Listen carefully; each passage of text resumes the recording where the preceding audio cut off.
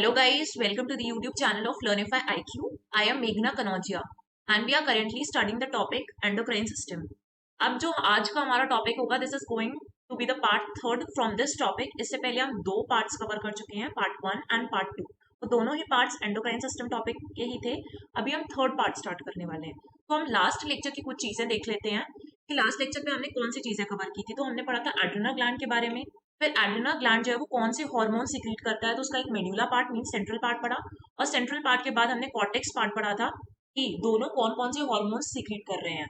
फिर उसके बाद उससे रिलेटेड डिसीजेस हमने देखी थी कि कौन कौन सी डिसीजेस या कौन से हार्मोन्स का सिक्रीशन होता है, फिर कौन सी प्रॉब्लम्स जनरेट होती हैं. ठीक है, तो हमने diseases related to adrenal gland भी देखा था. फिर उसके बाद से हमने सारे डिसीजेस देखे. उसके बाद हमने एक ग्लैंड नहीं पढ़ा था जो अब आज हम कंटिन्यू करने वाले हैं, दैट इज थाइमस ग्लैंड. ठीक है, तो जो थाइमस ग्लैंड है वो कहाँ पर प्रेजेंट होता है? It is present in thoracic cavity. Thoracic cavity में प्रेजेंट होगा मींस ये पार्ट होता है dorsal part of the.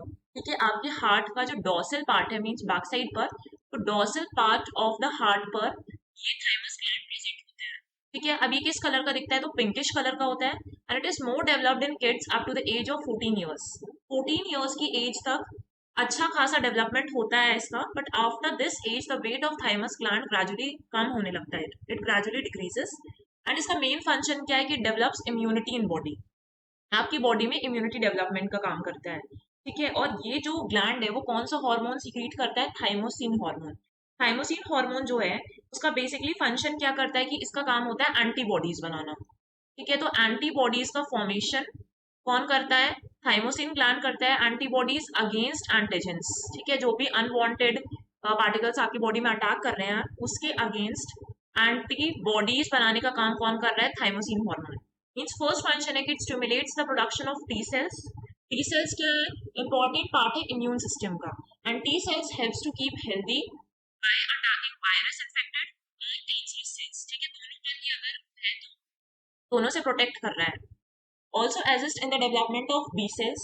B cells create a type of protein called an antibody. ये भी क्या करते हैं? B cells भी एक प्रोटीन बनाते हैं जिसको क्या कहा जाता है? एंटीबॉडी कहा जाता है. एंटीबॉडीज बना रहे हैं. अब यही एंटीबॉडीज पैथोजेंस के साथ मींस जो फॉरेन सब्सटेंसेस हैं उनके साथ बाइंड होगी. फॉरेन सब्सटेंसेस क्या क्या है? टॉक्सिन्स है. ठीक है, उनके साथ बाइंड होगी और उनको न्यूट्रलाइज करेगी. दोनों टर्म्स आपने कोविड के टाइम पर बहुत सुने होंगे न्यूज में कि टी सेल्स हैं और बी सेल्स हैं. तो ये कहाँ से प्रोड्यूस हो रहे हैं? थाइमोसिन हार्मोन से ही प्रोड्यूस हो रहे हैं. ठीक है, थाइमोसिन हार्मोन टी सेल्स का प्रोडक्शन भी स्टिमुलेट करता है प्लस बी सेल्स का डेवलपमेंट भी स्टिमुलेट कर रहा है. इसलिए हम थाइमस ग्लैंड को और क्या बोलते हैं? ट्रेनिंग स्कूल बोलते हैं. तो it is also known as training school of T lymphocyte और थ्रोन ऑफ इम्यूनिटी. ठीक है, ट्रेनिंग स्कूल कहा जाता है या फिर थ्रोन ऑफ इम्यूनिटी क्यों कहा जाता है? बिकॉज इस ग्लैंड का प्राइमरी फंक्शन क्या है कि स्पेशल जो व्हाइट ब्लड सेल्स हैं, व्हाइट ब्लड सेल्स क्या है? डब्ल्यूबीसीज. और डब्ल्यूबीसीज को ट्रेन करना होता है. ठीक है, कि वो एक आपकी बॉडी में इम्यूनिटी डेवलप कर सके. ठीक है, इसलिए इसको क्या कहा जाता है? ट्रेनिंग स्कूल कहा जाता है. तो प्राइमरी फंक्शन इसका ये हो गया थाइमस ग्लैंड. इसके बाद हमने पेनक्रियास ऑलरेडी कवर कर लिया था. ठीक है, पेनक्रियास से जो भी आपके सेल्स प्रोड्यूस हो रहे हैं.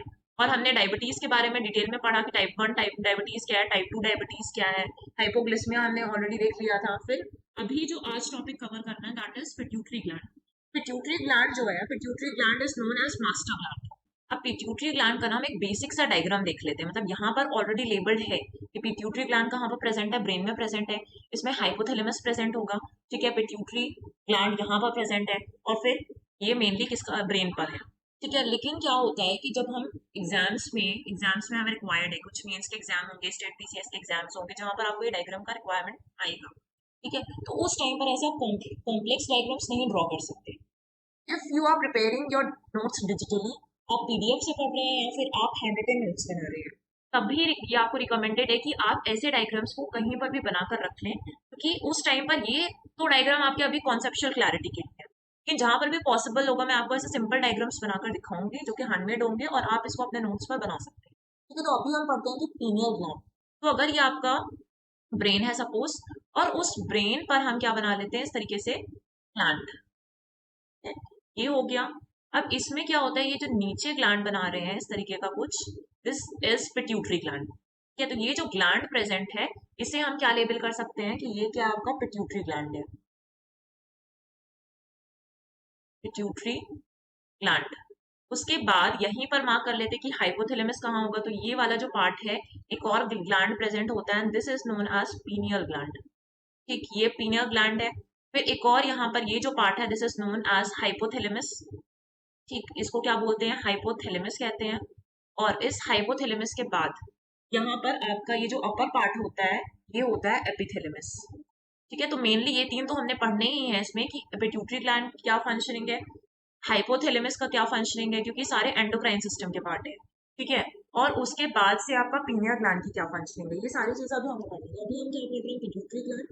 और पिट्यूटरी ग्लैंड जो है ना, इसका वेट कितना होता है, जो पीजी आपका पिट्यूटरी ग्लैंड है इसका वेट होता है 0.5 से लेकर 0.6 ग्राम के बीच पर होता है। ठीक है, अप्रोक्सीमेटली इतना कम वेट ही होता है इसका। और ये स्मॉलेस्ट एंडोक्राइन ग्लैंड भी है, बट ये पीनियल ग्लैंड से बड़ा होता है। ठीक है, अब जो पीनियल ग्लैंड है उससे बड़ा होता है आपका पिट्यूटरी ग्लैंड।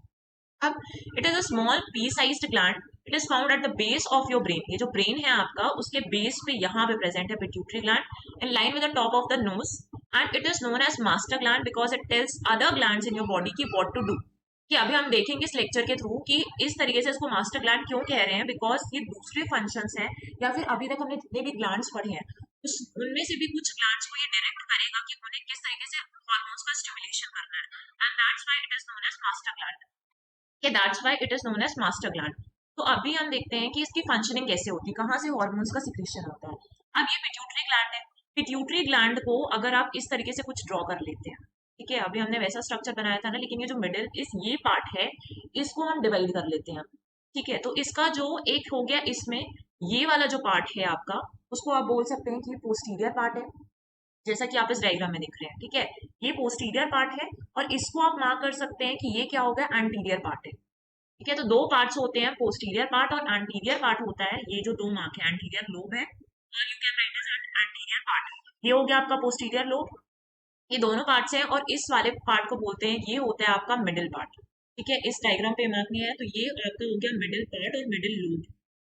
ये तीन पार्ट्स होते हैं। अब ये जो सबसे ज्यादा होता है ना, जैसे एंटीरियर पार्ट है, तो इस एंटीरियर पार्ट में जो आपके पिट्यूटरी ग्लैंड है उसका 75% पार्ट क्या होता है, एंटीरियर पार्ट होता है, और जो रेस्ट 25% होता है दैट इज पोस्टीरियर पार्ट। तो 75% एंटीरियर पार्ट है, 25% क्या है, पोस्टीरियर पार्ट है। अब ये तो दोनों पार्ट्स हैं वो अलग अलग हॉर्मोन्स का सिक्रीशन करते हैं। तो जो एंटीरियर पार्ट है वो इन सारे हॉर्मोन्स का सिक्रीशन करेगा जो यहाँ पर दिए हुए हैं, और जो पोस्टीरियर पार्ट है वो कौन से हॉर्मोन्स का करेगा, इन दोनों हॉर्मोन्स का सिक्रीशन करता है। इसके बाद जो मिडिल पार्ट है, ये जो मिडिल वाला बनाया वो भी एक हार्मोन सिक्रीट करता है। तो पहले हम देखते हैं कि एंटीरियर पार्ट्स कौन से हार्मोन सिक्रीट कर रहा है। First is F.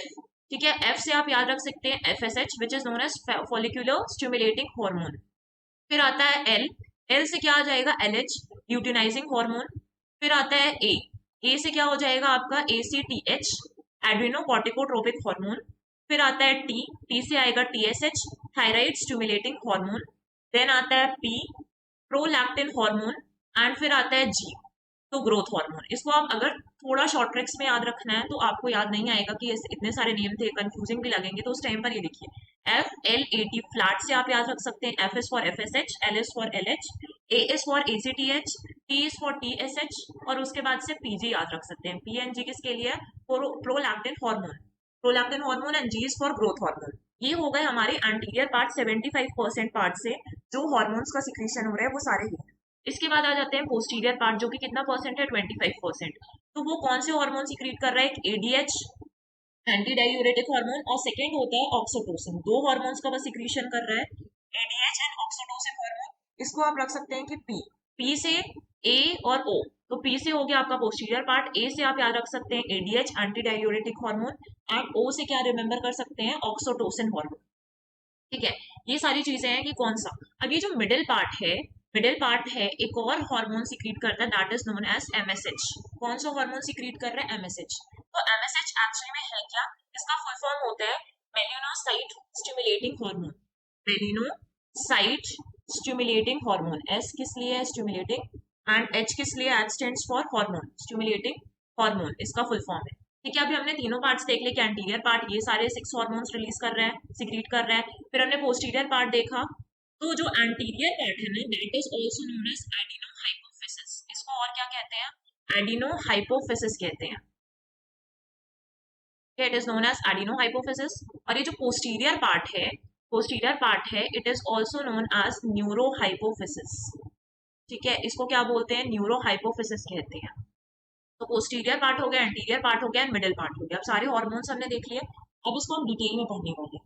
ठीक है, pituitary gland secrete FSH into blood and carry blood carry FSH and provides to gonads. ठीक है, किस तरीके से वर्क करता है?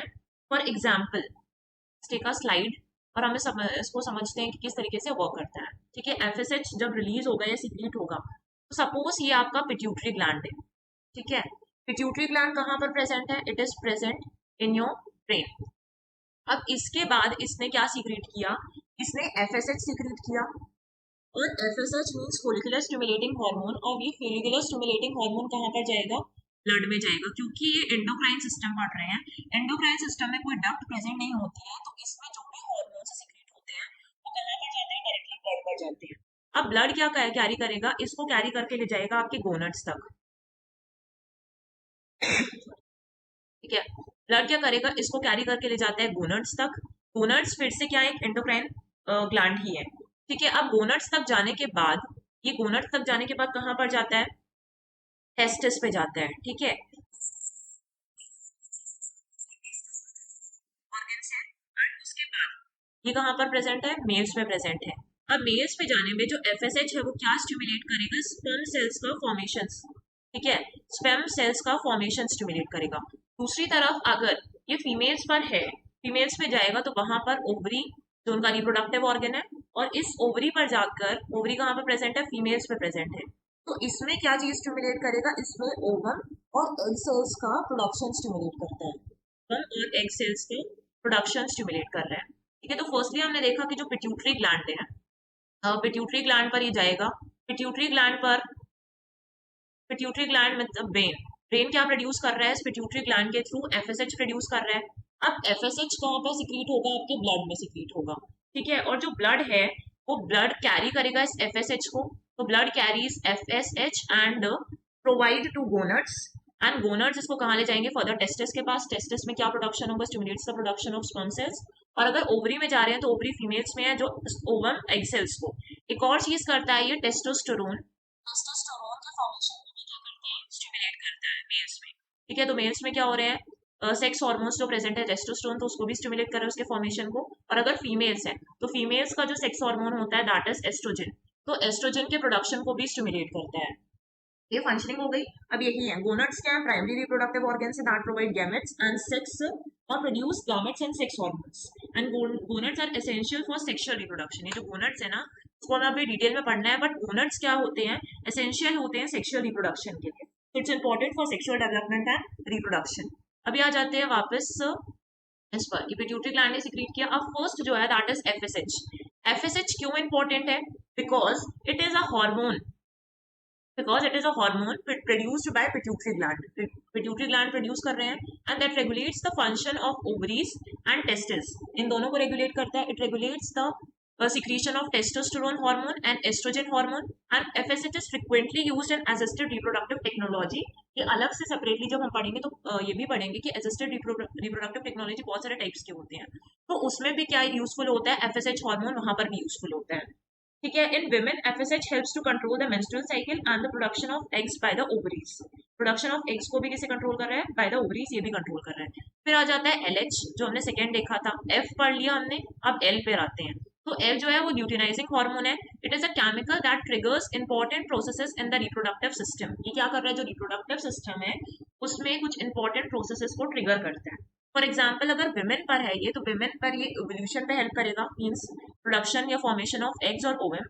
मेंस्ट्रुअल साइकिल पर इंपॉर्टेंट रोल प्ले करता है, एस्ट्रोजन को स्टिमुलेट करता है, and progesterone production from ovary.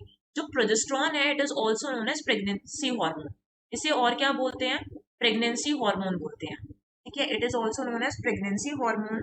और अगर प्रोजेस्टेरॉन के लेवल क्या होते हैं ड्यूरिंग प्रेगनेंसी कम हो जाए, low progesterone levels during pregnancy can cause bleeding, और इससे मिसकैरेज भी हो जाता है अगर इसके लेवल्स जो है वो कम है। तो इससे कौन से इश्यूज हो सकते हैं? प्रेगनेंसी के टाइम पर ब्लीडिंग होगी ज्यादा, या फिर मिसकैरेज हो जाएगा। ठीक है, अगर प्रोजेस्टेरॉन के लेवल हाई है तो हाई होने से भी क्या होता है? प्रॉब्लम्स हो जाती हैं। तो अगर हाई है इसके लेवल तो तब क्या होता है? इट कैन रिजल्ट इन मोला प्रेगनेंसी, और मोला प्रेगनेंसी पे रिजल्ट कर सकते हैं। ठीक है, मोला प्रेगनेंसी बेसिकली जब यूटेरस होता है फीमेल्स पे, तो फीमेल्स के यूटेरस पे उस यूटेरस के अंदर कुछ टिश्यूज का अबनॉर्मली ग्रो करना, वो उस कंडीशन को कहा जाता है मोला प्रेगनेंसी। तो अगर इसके लेवल्स लो हैं तो भी प्रॉब्लम होगी कि ब्लीडिंग और मिसकैरेज में रिजल्ट कर सकता है। अगर इसके लेवल हाई हो जाए तो इट कैन रिजल्ट इन मोला pregnancy, which means abnormal growth of tissue in the uterus. यहाँ से ये सारी चीजें क्लियर हो गई। अब मैन में क्या इंपॉर्टेंट होता है, बिकॉज प्रोडक्शन ऑफ स्पर्म्स के लिए मे बी टेस्टिस में स्पर्म सेल्स को भी देख लेते हैं, यहाँ पर भी थोड़ी सी सिमिलर फंक्शंस है।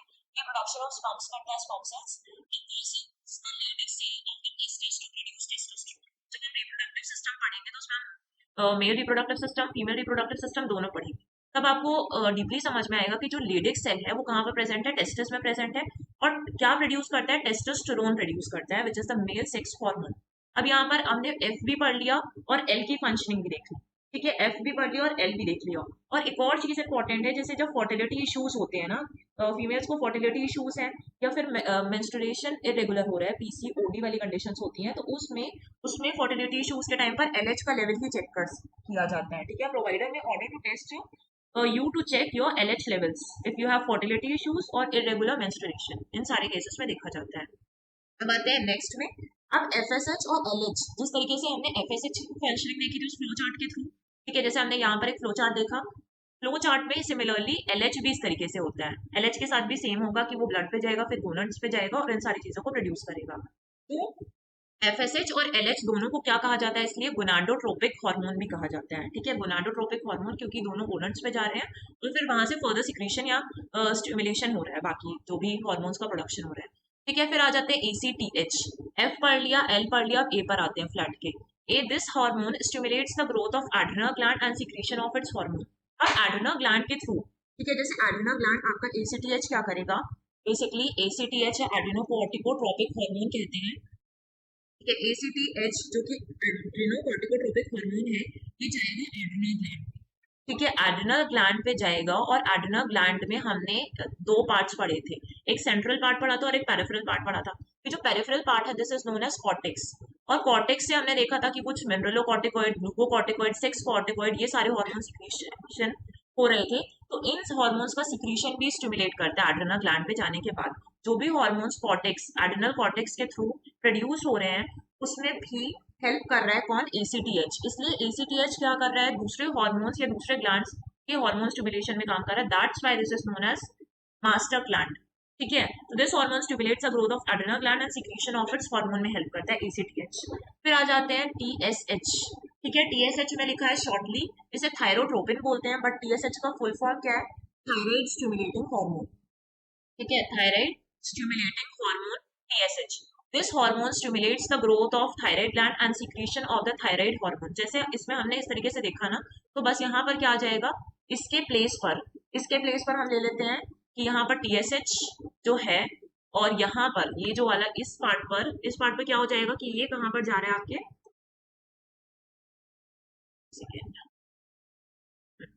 TSH क्या कर रहा है कि इसमें थायराइड ग्लैंड को स्टिमुलेट करता है। जैसे वहां पर ACTH था, एड्रिनल ग्लैंड को कर रहा था, यहाँ पर ये थायराइड ग्लैंड को स्टिमुलेट करेगा और उससे प्रोड्यूस होने वाले हार्मोन्स कौन से थे, एक तो थायरॉक्सिन था और दूसरा था कैल्सिटोनिन, तो इसको भी स्टिमुलेट करता है, ठीक। This hormone stimulates the growth of thyroid gland and secretion of its hormone, thyroid hormone, and the hormones control the bodies metabolic rate, heat generation, मैंने पढ़ा था कि उसको हीट को जनरेट करता है, and neuromuscular function and heart rate, ठीक है। ये सारी चीजें हो गई। उसके बाद आते हैं नेक्स्ट इज प्रोलैक्टिन हार्मोन, ठीक है। तो अभी हम कितने देख चुके हैं, FL8T कवर कर चुके हैं। अब उसके बाद से T के बाद से क्या आता है, P और G। तो P से क्या हो जाएगा आपका प्रोलैक्टिन हार्मोन। अब प्रोलैक्टिन हार्मोन जो है ना, उसके बेसिक फंक्शंस क्या है, जैसे सबसे पहले अगर ये सिक्रीट होगा, पिट्यूटरी ग्लैंड इसका सिक्रीशन करता है, and small gland at the base of the brain, same हम जो चीज देख चुके हैं। अब पिट्यूटरी ग्लैंड मतलब प्रोलैक्टिन हार्मोन का फंक्शन क्या है, तो सबसे पहला जो मेन काम करता है ये मिल्क का प्रोडक्शन, ठीक है। जैसे ही क्या हुआ, प्रेगनेंसी के बाद मिल्क प्रोडक्शन होता है फीमेल्स पर, तो उस मिल्क के प्रोडक्शन में हेल्प करता है, पहली चीज, ठीक है। सेकेंडली क्या काम करता है, ब्रेस्ट टिश्यू डेवलपमेंट भी करता है, ठीक है, ब्रेस्ट टिश्यू डेवलपमेंट भी कर रहा है, ये टिश्यू डेवलपमेंट भी कर रहा है। एंड उसके बाद जो थर्ड केस होता है, ये बॉन्डिंग में हेल्प करता है, ठीक है। पहले देखते हैं मिल्क प्रोडक्शन। तो जब ये मिल्क प्रोडक्शन कर रहा है, means promotes the growth of memory alveoli, memory glands जो होते हैं, मैमरी, ठीक है, MOME सॉरी, ठीक है, मेमोरी ग्लैंड। तो जो मेमोरी ग्लैंड है वो ब्रेस्ट में प्रेजेंट होती है, ठीक है। मेमोरी ग्लैंड कहाँ पे प्रेजेंट होते हैं? ब्रेस्ट पे। और ब्रेस्ट पे ये क्या करता है, उस मेमोरी ग्लैंड के जो प्रोलैक्टिन हार्मोन है मेमोरी ग्लैंड की ग्रोथ को प्रमोट करेगा, और फाइनली यहाँ से मिल्क का प्रोडक्शन होता है, ठीक है। और मेमोरी ग्लैंड से क्या होता है? मिल्क प्रोडक्शन होता है। सेकेंड चीज हमने देखा ब्रेस्ट टिश्यू डेवलपमेंट।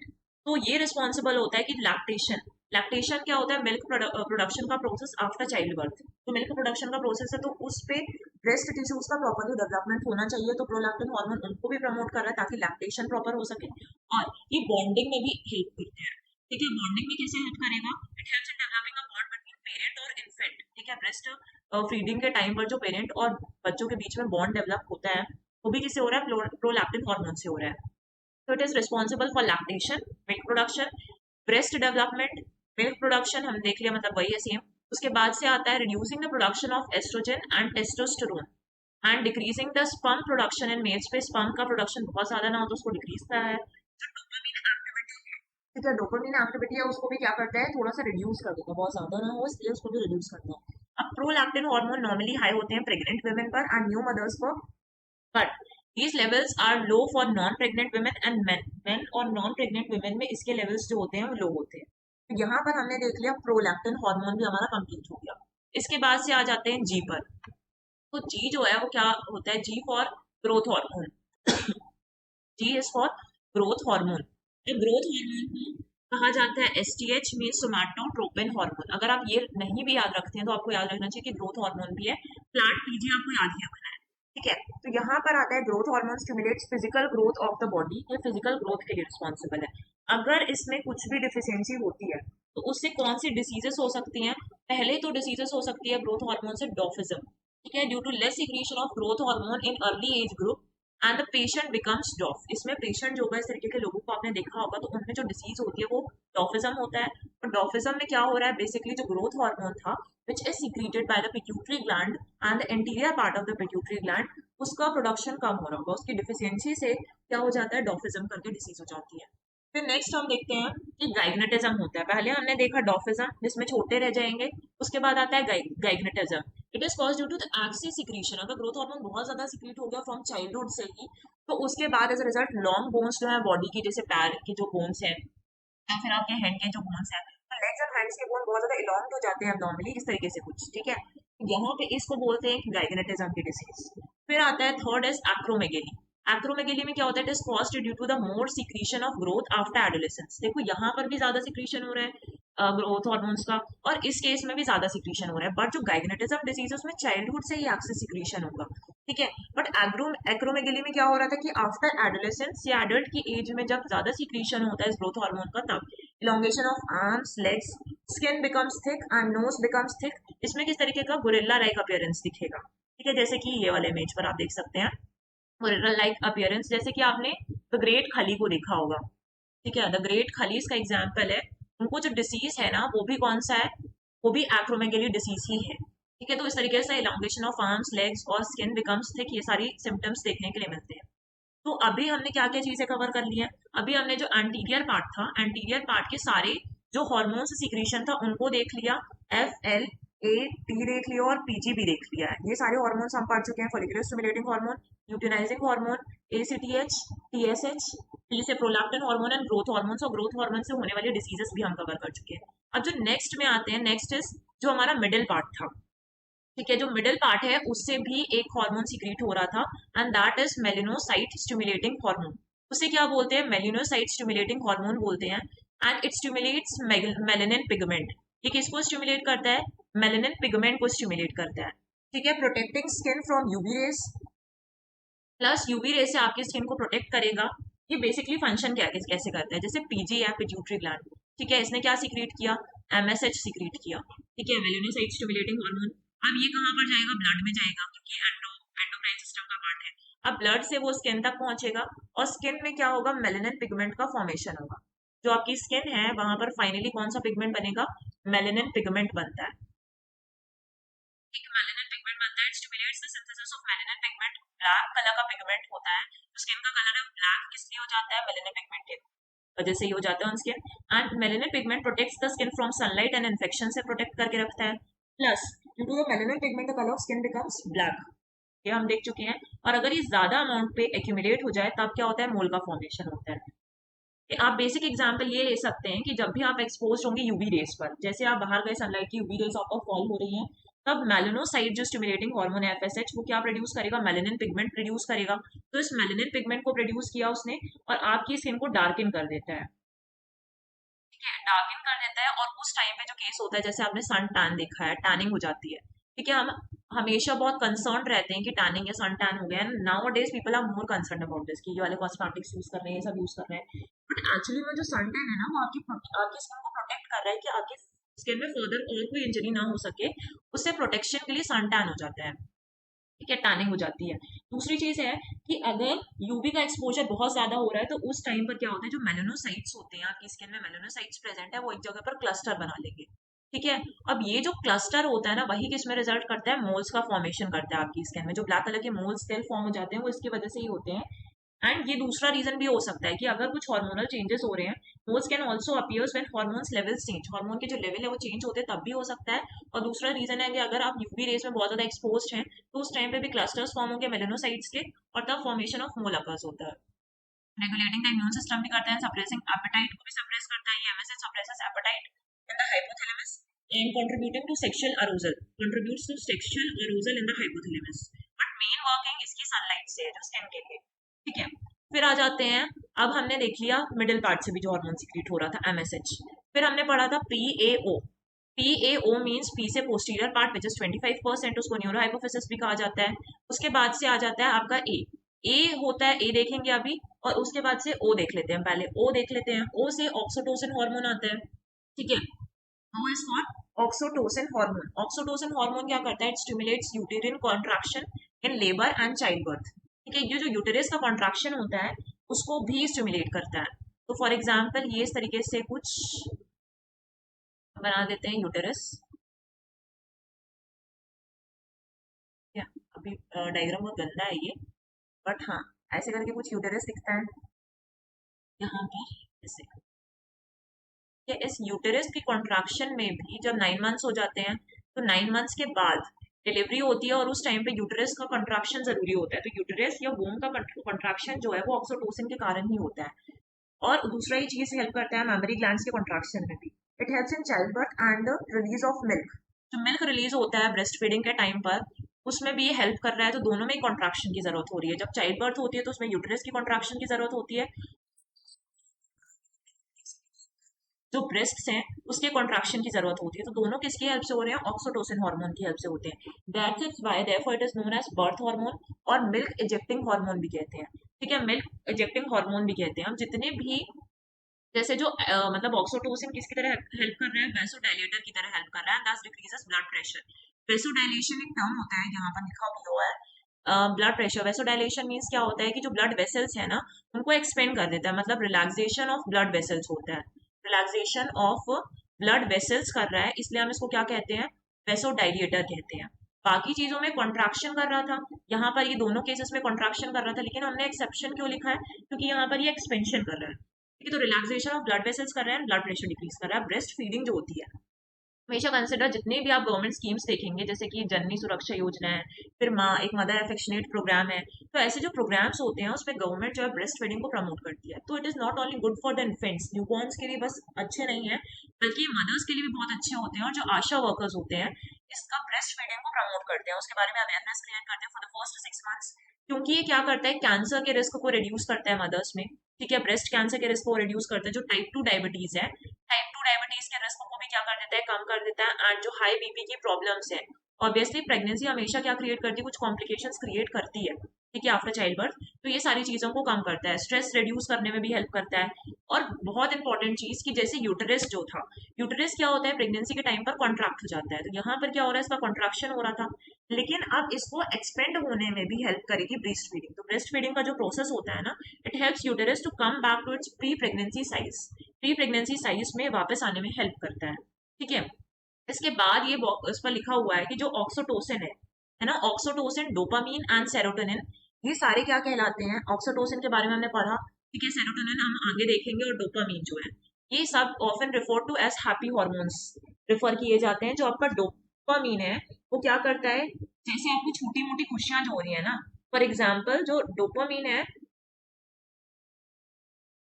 ये पूरी बॉडी में सिग्नल्स थ्रू आउट सेंड करता है। जो सेरोटोनिन है वो भी डोपामीन के सिमिलर ही काम करेगा। मतलब जो डोपामीन है वो टेम्पररी प्लेजर्स देता है आपको। जब भी टेम्पररी प्लेजर्स फील हो रहे हैं, मतलब डोपामीन का सिक्रीशन हुआ था। ठीक है, जो सेरोटोनिन है वो भी क्या करता है, डोपामिन की तरह ही वर्क करता है, बट एक long lasting feeling of happiness create करता है। ठीक है, जब long lasting feeling of happiness या वेलबींग फील हो रहा है, तब आप में सेरोटोनिन का जो सिक्रीशन हुआ होगा। ऑक्सीटोसिन हम ऑलरेडी देख चुके हैं, तो ये सारे together they are called as, they are refer to as happy hormones. इनको क्या रेफर किया जाता है, हैप्पी हॉर्मोन्स रेफर किया जाता है। इसके बाद नेक्स्ट हमें पढ़ना है एडीएच। ऑक्सीटोसिन देख चुके हैं, पी में से पी ए ओ को देख चुके हैं, अब ए पढ़ते हैं। एंटी डायरियोटिक हार्मोन या वेसोप्रेसिन बोलते हैं, वहां पर हम उसको वेसोडाइलेटर बोल रहे थे ऑक्सीटोसिन को। ठीक है, डायलिएटर मीन्स एक्सपेंड कर रहा था किसको, ब्लड वेसल्स को। अब ये वेसोप्रेसिन बोल रहे हैं। ठीक है, यहाँ पर अभी देखेंगे क्यों बोल रहे हैं। It helps to control blood pressure by acting on the kidneys and the blood vessels. ठीक, इसका मेन इंपॉर्टेंट फंक्शन पहले समझ लेते हैं। जैसे कि लेट्स टेक अ स्लाइड और इसको थोड़ा सा समझते हैं। अब आपके यहाँ पर एक ये किडनीज है। ठीक है, इस तरीके से एक किडनी बना देते हैं कि ये किडनी है। अब किडनी में क्या प्रेजेंट होते हैं, नेफ्रॉन्स प्रेजेंट होते हैं। तो किडनी में नेफ्रॉन्स हैं, यूनिट्स, और अप्रोक्सीमेटली आपकी एक किडनी में 10 लाख नेफ्रॉन्स होते हैं। ठीक है, तो अप्रोक्सीमेटली इतने आसपास नेफ्रॉन्स प्रेजेंट हैं। अब इनका इन नेफ्रॉन्स का काम क्या है कि ब्लड को फिल्टर करते हैं। ठीक है, ब्लड फिल्ट्रेशन का काम कर रहे हैं, तो ये फिल्टर आउट करते हैं ब्लड को। It filters out blood. और ब्लड फिल्टर करने में क्या होगा, कुछ हार्मफुल सब्सटेंसेस फॉर्म होंगे। तो ब्लड फिल्टर करने के बाद कुछ हार्मफुल सब्सटेंसेस का फॉर्मेशन हो रहा है, और इस हार्मफुल सब्सटेंसेस के फॉर्मेशन में कुछ हार्मफुल सब्सटेंसेस बनेगा, प्लस वाटर का भी फॉर्मेशन होगा। तो जो 95% यूरिन है ना, इसके बाद से यूरिन पास आउट होगी, तो यूरिनेशन का प्रोसेस में जो यूरिन फॉर्म हो रही है उसमें से 95% यूरिन में 95% क्या है, वाटर ही है। 95% क्या है, वाटर है। ठीक, अगर वाटर लेवल बहुत ज्यादा डिक्रीज हो गया इस प्रोसेस के टाइम पर, अगर वाटर लेवल बहुत ज्यादा डिक्रीज हो गया, तब तब क्या हो जाएगा, डिहाइड्रेशन हो जाता है। ठीक है, तो डिहाइड्रेशन के टाइम पर वाटर लेवल क्या हो चुका है, वाटर लेवल कम हो चुका है। इस वाटर लेवल कम हुए वाटर लेवल को बढ़ाने के लिए एडीएच वर्क करता है। जो हमने एंटी डायरियोटिक हार्मोन पढ़ा ना, अभी हम पढ़ेंगे। जो एडीएच क्या करता है, इस वाटर लेवल को इंक्रीज करता है। और कैसे इंक्रीज करेगा, आपके जो बाकी पार्ट्स है वाटर को एब्जॉर्ब करने की कोशिश करेगा। तो जैसे नेफ्रॉन्स हैं, नेफ्रॉन्स का काम क्या होता है, आपके ब्लड को फिल्टर करना है। ब्लड फिल्ट्रेशन में, ब्लड फिल्ट्रेशन के टाइम पर जो हार्मफुल सब्सटेंसेस है प्लस वाटर है वो बाहर जाता है। और 95% वाटर होता है आपके यूरिन में, बाकी 5% अदर सब्सटेंसेस होते हैं जो हार्मफुल सब्सटेंसेस है। और अगर ज्यादा हो रहा है तो डिहाइड्रेशन का, बहुत ज्यादा वाटर वेस्ट हो रहा है तो डिहाइड्रेशन का प्रोसेस हो जाएगा, मींस वाटर लेवल डिक्रीज होने लगेगा। तो एडीएच क्या काम करता है, एडीएच इस टाइम पर वाटर लेवल को वाटर एब्जॉर्ब करेगा, ताकि रीअब्जॉर्प्शन करेगा वाटर का यहाँ पर। तो ये क्या कर रहा है, to conserve the fluid volume of your body by reducing the amount of water passed out in the urine, उसको कम करेगा। And this hormone causes contraction of smooth muscles of intestine, gall bladder and urinary bladder, इन सबको भी कम करता है। It increases blood pressure by contracting, ये क्या होगा, कॉन्ट्रैक्टिंग होगा। ठीक है, contracting blood vessels, hence it is known as vasopressin. वहां पर वो एक्सपेंड हो रहा था इसलिए वेसो डायलेशन बोल रहे थे, डायलेटर बोल रहे थे उसको। यहाँ पर ये प्रेस हो रहा है, ब्लड वेसल्स को क्या करता है, कॉन्ट्रैक्ट करता है। मतलब अगर बहुत ज्यादा ब्लड प्रेशर